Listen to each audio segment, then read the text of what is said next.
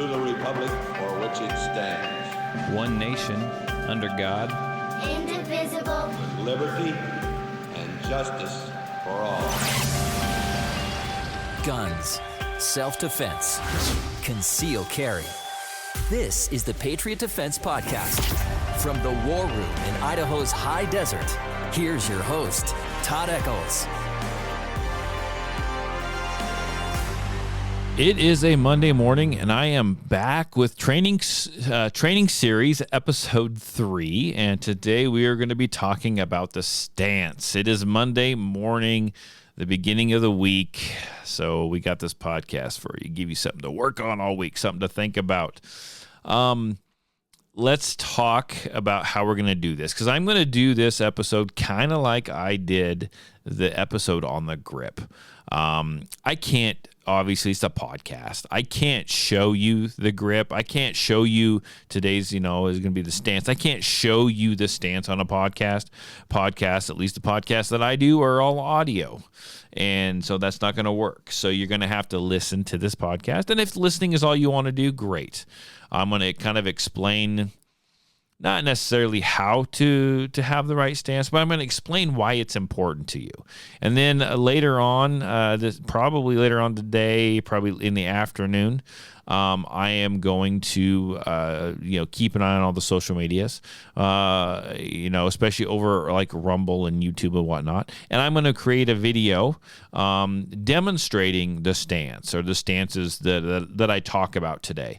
And that way you can listen to the reasoning behind why we do what we do and why we stand and position ourselves the way that we do and the benefits of it. And then you can actually see how to do it by going and watching the video as well. And I just don't know how else to do it. This is the way these training series podcasts are. This is the way they're going to be. They're going to be kind of like 2 parts. So I also want to jump in here and say something else. We're starting at the very beginning with these training series. We're going to imagine like either someone's starting over there or they're brand new, just like we do with the Welcome to Gun series, okay? If they're not for you, I get it. They're not. You might be thinking, Todd, I know how to grip the gun. Todd, I know how to stand. Like, why do I need to listen to this again? And if you don't, just moving on. Wait for the next podcast to come out. See if that one works for you.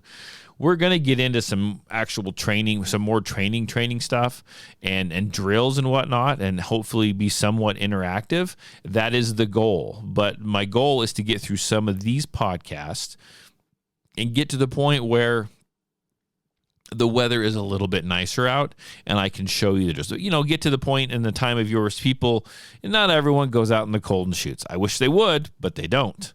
And so I want to get to the point where people can go out and do these on their own.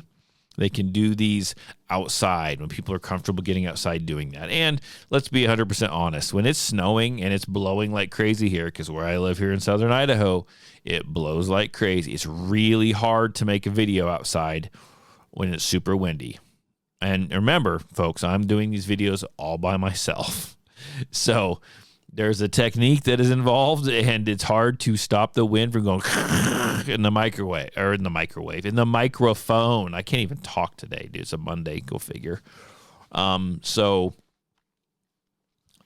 we're going to try to work our way up to the actual fun drills, which will probably bring more people back in, I would imagine.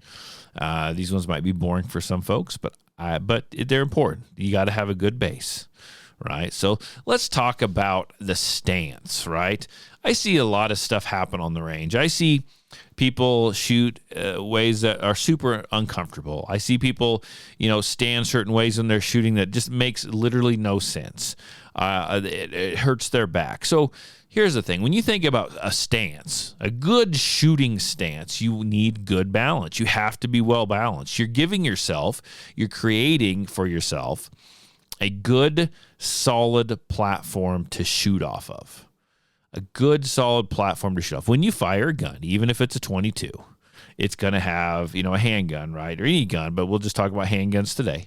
They're gonna have what they call recoil, and that's what you feel when you fire the gun. And it's the push of the gun. It's the recoil. It's the stuff that you have to manage, right?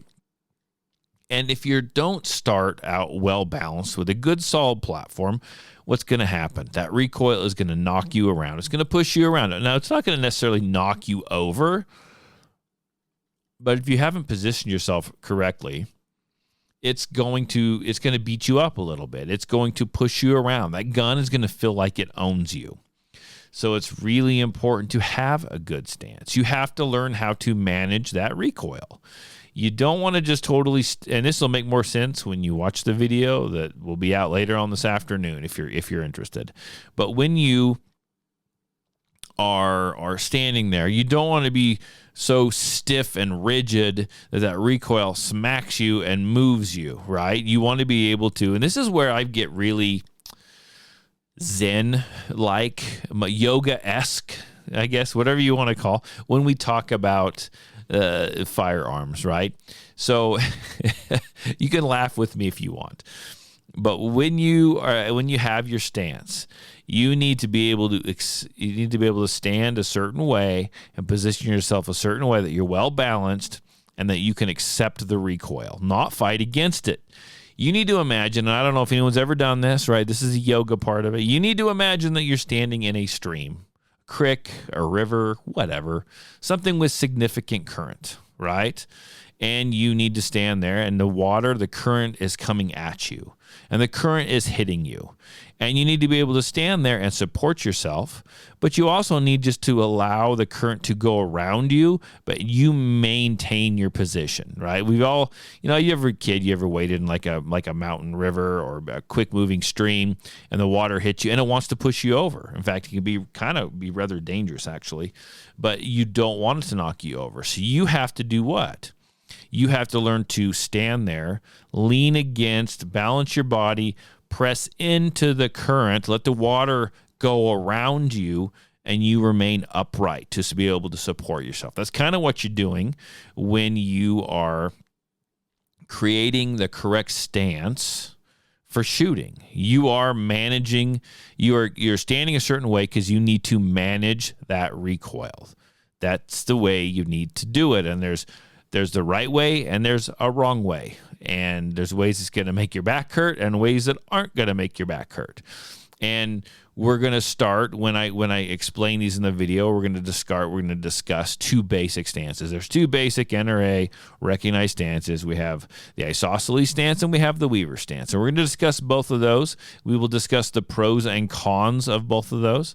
And you're going to choose one that you like. Now, there's a bunch of hybridizations off of each one of those, right? Where people have tweaked them for this and that and changed things up. And we'll touch on that too. We'll touch on that on the video, I think, that I'm going to make, but I'll talk about them right now. So you have your basic stances, and they're really good for what? They're really good for standing there and shooting on a static range without moving. You're on the firing line. You're standing at a table. That's what I use as firing line where I'm at. All your stuff's there, you're shooting. It's perfect for that, right? It's when you start adding the drawing from the holster, you're going to end up in a different stance. Or, you draw the gun and you want to be able to move left. You want to be able to move right. You want to be able to move back. You want to be able to move forward, right? So you don't need to be rigid. You don't want to draw your gun and just kind of be stuck there. You're preparing your stance, you're preparing your legs, you're preparing your feet, you're positioning them such that you can be mobile if you need to, right?